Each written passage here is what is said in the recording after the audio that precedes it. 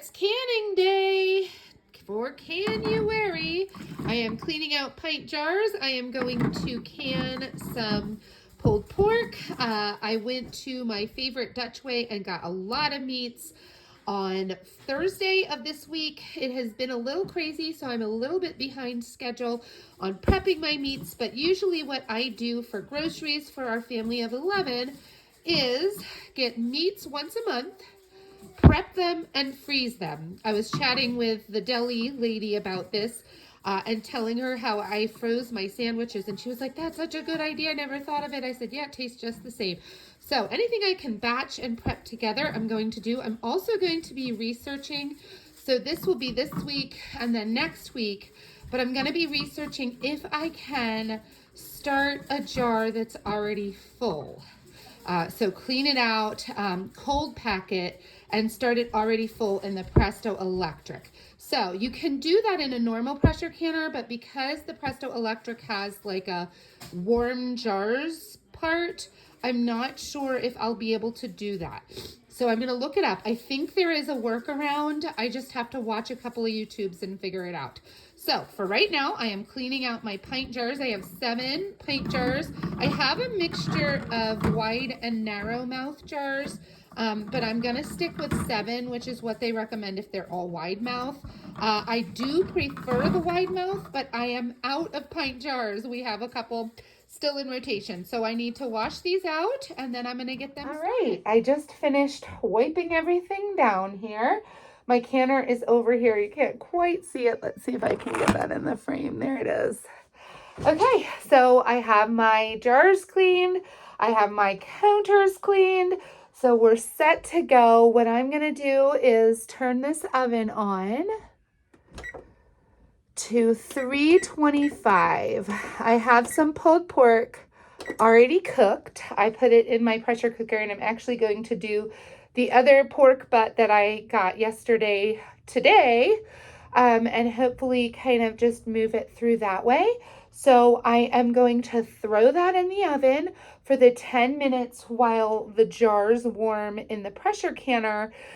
And once the jar's warm in the pressure canner, I'm going to take it out of the oven, fill it. I have my little boiler pitcher ready. So then I'll bring that pitcher in here and fill those, and then get that going, and then get other things going. This is what I'm calling my prep kitchen. So we live in a duplex, and our main stove is right underneath the microwave. That is no longer working. We're in the middle of a lot of projects in this house. Anyway, it does not give enough clearance for my big pots that I use every month when I prep my meats. So I do monthly cooking. However, I don't typically make full meals because I started out doing that with, like, you know, the aluminum pans, and you put them in the freezer and then you pull them out when it's time to cook. But I would make multiple of the meals, and my kids wouldn't like it, and then it would sit in the freezer because they're like, no, we don't want that again. So this time I make the meat and it's ready, prepared. I can throw it in. I'm loving canning because it's making it so much faster. It doesn't have to thaw out. It doesn't have to be heated up. So you can just kind of toss it in, which is fantastic. So I am today doing the pulled pork so that my kids can do pulled pork sandwiches for lunches. I'm hoping to kind of get that going, and then cold packing beef cubes. So I got a couple of roasts on sale at my favorite Dutch way. So I am going to cold pack them, and I'm going to put them back in the refrigerator because this canner takes about 3 hours to go through a full cycle. Maybe even longer. It's 75 minutes for the pork that I'm doing today. So I'm going to get started. I'm going to just let this roll and you'll watch what we're doing. So I rehydrated the pork with a little bit of ham stock from the refrigerator. I have the jars ready. I have water in my canner. I'm going to plug her in. And then we're going to make sure this goes. This is where I tend to make my mistake, is I forget to put it on the number it needs to be on. And you're not able to see that right now. There we go. Oh, wait, the jars are in the way. Anyway, I need to put it on 75 because I have pints, and that's how long I need to process pork in order to make sure that it's safe. So I'm going to start by putting these in here. I put a little bit of the water that's already in the canner into the jars so that they don't float, right? We know enough about water. Hopefully you got the chance as a child to do experiments with water and see that if you have an empty jar and you put it in water, it's gonna float and then kind of move around. So you need to have it weighted so that it'll sink down to the bottom. And of course you have metal on the bottom so that it's not sitting right on the bottom. I'm gonna fill this last one because I don't think I'm gonna be able to dunk it based on what's there. And let me just real quick show. I try to make sure that no jars are touching. So that one was a little bit, because if they're rattling, you don't want them to break. I just had the experience of breaking a mason jar this week. I was just filling ice. We have an ice maker. Anyway, these are ready to warm. It has the time, 75 minutes on it, and we're going to show this is off. So I'm going to press my can button, insert jars. We did that. So now he's going to warm the jar. While we do that, I'm going to heat these up in the oven so that when that is finished, I can fill, wipe, put the hot boiling water on top. And because I must batch everything, I'm not just going to wait the 10 minutes for those things to cook. I'm going to get started on the ground turkey. Now, I had canned ground beef. That was my last video on canning in the Canuary. We had a week this week. My 5-year-old is going to have pretty major surgery in the summer, so we had a couple of appointments for that. And then we had vomiting children on top of just normal life. So it has been a week. I have not been able to stay on top of things. So I was not able to video ahead. So I'm trying to get things done today so that I'll be able to participate in the rest of Canuary. But anyway, part of canning that I love is that it works with what I've already been doing for 12 years since my 12-year-old was born and my husband went on second shift, and I said something has to change with the way our dinner goes because he is my third. And we had 3, 4 and under until, actually 3 under 4, so 3 and under until January. He was born in November, so it was insane. Everybody needed me at the same time, and I had no adult help. So that was when I really started with batch cooking, when my husband was off, so that I would have everything done and ready for dinner, and I wouldn't be attempting dinner with a toddler hanging off my legs and holding a meal. I have friends joining me. Anyway, I started then, and I have not stopped. Uh-oh. What's the matter? Come here. I have not stopped. It is definitely helpful. One of the things when I did it before, though, is that I froze it. So with canning, it's all right ready to go into a meal. Now, I do follow, I'm pretty careful about botulism because I don't want to kill my family. So I do follow the 10 minutes of, like, once you're using it, boil it for 10 minutes. So anyway, this little one is not happy. There is no canning guidelines, no tested recipes for ground turkey. And that's what I'm dealing with here. You say hi? Say hi. Yeah, Timmy's not feeling very well today. Anyway, there is no recipe, so I'm going to freeze it. But I'll get this going while I'm canning the pork. And I have a couple other canning projects that I'll share in later videos. All right.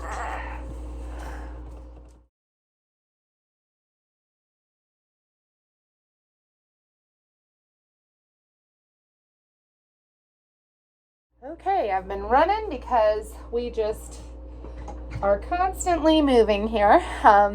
So it is ready to fill. So I'm going to go ahead and do that with what is in here. I'm going to grab that out. put it right here. And this is pulled pork from the other day. Now it's still rather large, and the way we do pulled pork in our house is that everybody adds their own stuff to it. I may need something extra to pull this out. Okay, good. Everybody adds their own stuff to it. We don't really put sauce in it. I cook it without the sauce, and then anybody can add what they'd like to it. I feel it's a little more versatile, and then if I do need to freeze leftovers, it's ready to go. So we've got the pork, we've got the jars. I've got to grab my little jar lifter. I've got all of my canning stuff in this kitchen because this is where I do it. Again, this has more headspace in order to do things like that. So I'm going to move my pan. I've got a pan. You may hear some construction. My husband and big boys are renovating their bathrooms. So, all right, I'm gonna grab the jars. I'm gonna dump the water, then I'm gonna fill them with this yummy pork.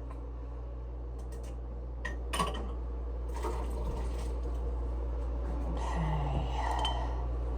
Let me see. You can see what's happening here. There's 2.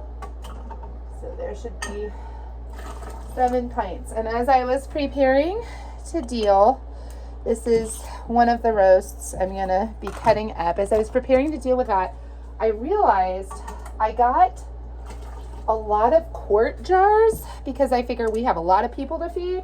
But one of the really nice things about canning that we've discovered is that it makes a real quick, easy lunch. And not everybody wants to have that same lunch every day. So having pint jars is a really helpful thing. So I need to get on that and get myself some pint jars. All right, so I've got them. I am gonna need to grab one more thing. The one problem with this kitchen is it's not our main kitchen. And so I don't have all of my stuff here. Like I said, I have my canning stuff here, but I do not have like my normal cooking utensils. So I'm gonna go grab my ladle and ladle in some of that and make sure that my boiling water is started, and I'll be right back. Okay, I've got my funnel, I've got my pork. We're gonna put in, I'm gonna try to chunk it into smaller pieces as I put it in. And we do have a little liquid from the cooking. As I said, I had some ham stock that I kind of reconstituted it with so that it wouldn't dry out when I reheated it. Because you want to do hot meat, hot jars, all of it hot is the idea. You don't want to put cold into hot or vice versa, or you could have yourself a problem. So I'm putting strips of this in, and it goes to about the top, and then the boiling water should hopefully be finished by that point. So I don't want to squish it in there too much, but I also don't want to underfill it. And I'm excited about the prospect of having these because the kids like those, you know, Jimmy Dean makes them where there's some, the pulled pork is like in a container that you can heat up in the microwave, and then you can have yourself a delicious lunch or dinner. And the kids do like that, and sometimes I'll get that as like a treat for lunch.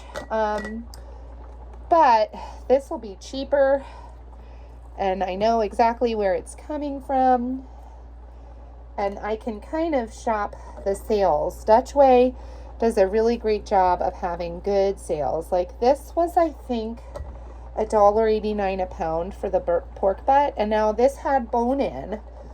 So you're also paying for the bone, right? But that also adds to the flavor, in my opinion. So it ends up being a lot cheaper than the pre-prepared stuff. And there's not a whole lot of extra work you do. I'm just going to add a little bit to the top of that. Not a whole lot of extra work because I put it in my pressure cooker. So I just put it in and let it go to town and cook on its own. I love things I don't have to babysit because I have babies I have to I have to babysit. I have babies I have to watch. And so anything food-wise that I don't at night is a positive thing, because at night seems to be, my mom called it the gangrene hour, where everything rots, and it is. It's about 5 o'clock on. Everybody is just done and does not want to be around each other anymore and wants to eat. And there's a lot of processes to get little people to sleep. They need to be convinced that they need to brush their teeth, even though they do it every single night. It's like a new a new fight each night. So trying to have things that are ready in advance is helpful. And also even just lunches, because homeschooling takes a lot of time. And oftentimes I feel like we hit our stride right in time for lunch, and then I have to stop and make sure people are fed, especially on Monday and Tuesday when Asher has therapy. There's just a lot of moving parts to that. There's a lot that needs to happen before he can go, including making sure all of his assistive devices are where they need to be, and getting him out to the car in a timely manner, making sure he's ready to go, just with all the different things that he needs and that he's eaten in enough time. So it kind of makes it tricky on those days, especially, to get food into everybody's bellies and also make sure that they've had their educational food for the day, that they've learned what they've needed to learn, they've completed what they've needed to complete. We are doing an educational co-op this year, so that means that we are needing to turn in work. So I need to make sure, especially for my younger kids that still need the help to complete it, that they are finished. My older ones just need a quick check to make sure that they did it correctly. And they are starting to use more like grammar and spelling checks on the computer, which is nice, because then that takes out my job. Sorry, you can probably hear some construction. Like I said, it's a busy day here. I also need to work through my basement again. There is a video of me doing that, and unfortunately, as we changed over clothing, if the children get their own clothing, what happens is they leave it on the floor. Once they go through, it's a little tricky.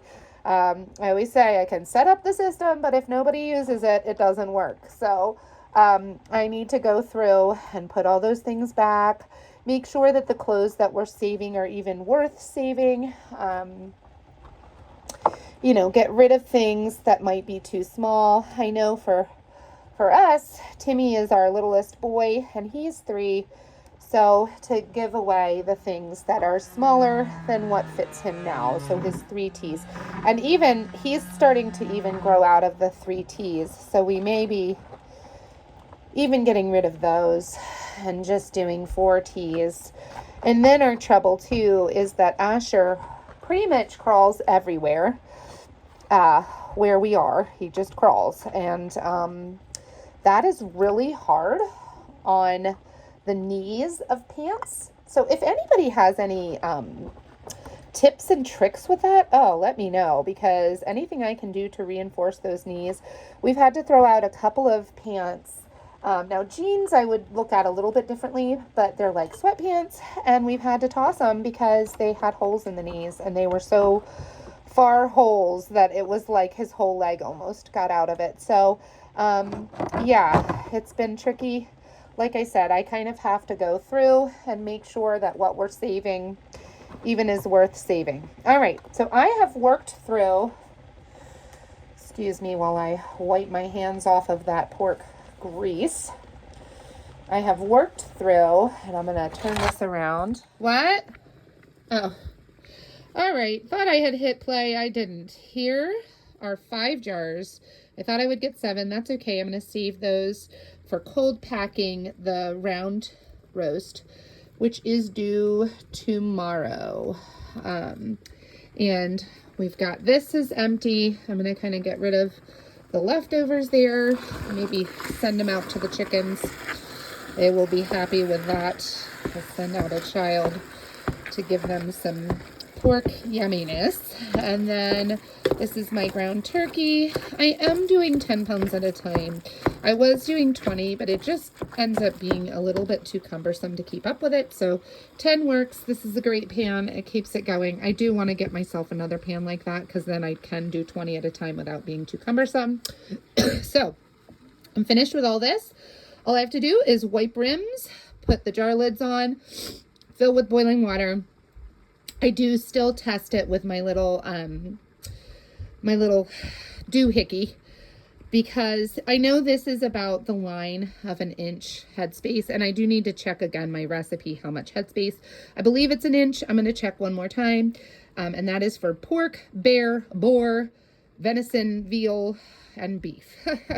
They all have the same processing times and headspace. So we're going to go ahead and do that and get those in while I finish up the rest of this.